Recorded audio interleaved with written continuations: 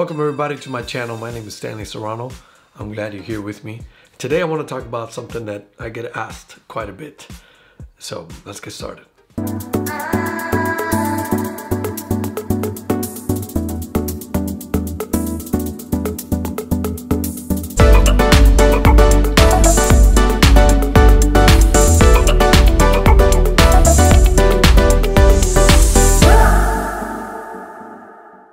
So the question I get asked quite a bit is, how do I start gigging in town? And so let's talk about that. I've had this discussion with many of my friends. I decided to put it on a video. Here's some information for anybody out there. Maybe you thought, I want to start doing something I love. And I've been doing this for 10 years. And I got a couple of insights that I can share with you to get you started in your journey. Now, many of you would just want to have a guitar. And that's it. Maybe that's all you need. But most venues, you're gonna probably want to have a little more. You know, once it starts getting crowded, at a restaurant, at a bar, at a casino, cafe, you might wanna have a little advantage over a loud crowd. So, you know, it's always helpful to have one of these guys and one of these guys. What kind of stuff do I need? Before you begin any of this journey, I just wanna say, this is gonna go out to people who play music, have a level of proficiency where they can play songs from beginning to end, know their keys, and can carry a tune. If you're a beginner, just keep practicing your stuff.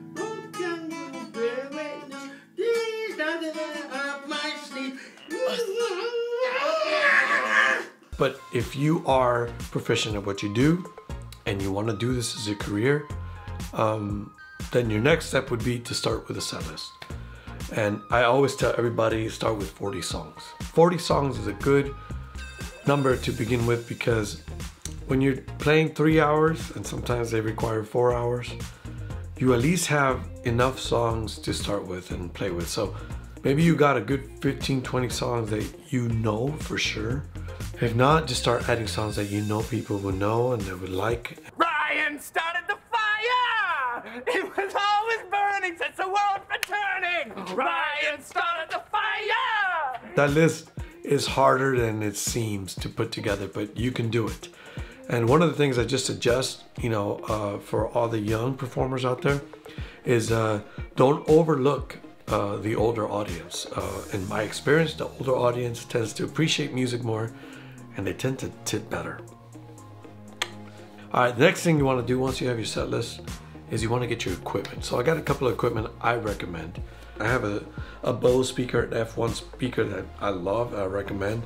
It has like the nice line array system, and it has a 12-inch speaker in the back. You might want to get either a 12-inch or a 10-inch speaker that has enough wattage, that's powered, that can just cut through the room, cut through the loud noise.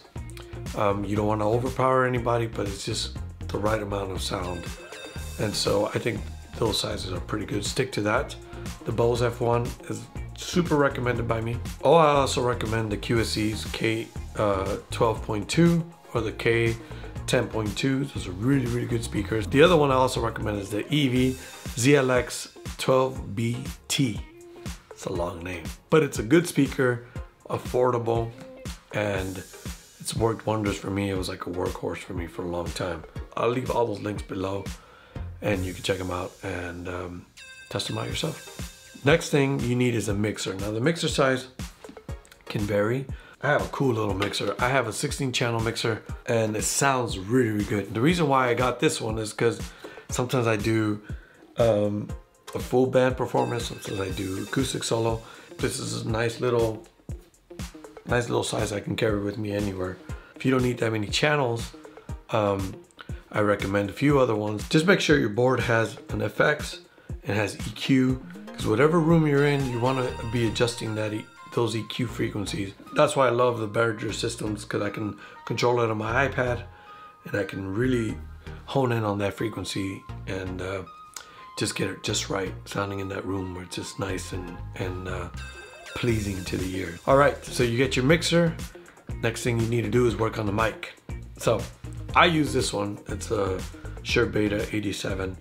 I love this mic because, as you can tell from my vocal, I have a very low range, you know, low mid voice, and so these are good for bringing out more of the brightness in my voice.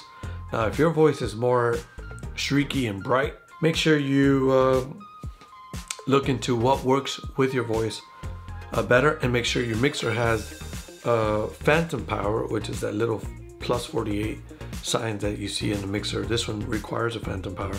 So make sure if your mic requires a phantom power, that you have the mixer or the console that has the option to turn on the phantom power in your channel. So those are the things you have to plan ahead and make sure you have. So make sure you get a decent sounding mic that goes perfect with your voice. Test them out. You can go to Guitar Center, have them laid out for you, and you can test them out. Testing. Testing. I hope this helps. It's something quick, and I want to do more tips like this. I can get more in depth with the gear. If you want to know more about how I use some of this gear and how the gear works for me, maybe I'll do some videos for you. Leave some comments below. In the meantime, get started, and I'll see you out there on some of the gigs, hopefully soon. All right, peace out, everyone. Thanks.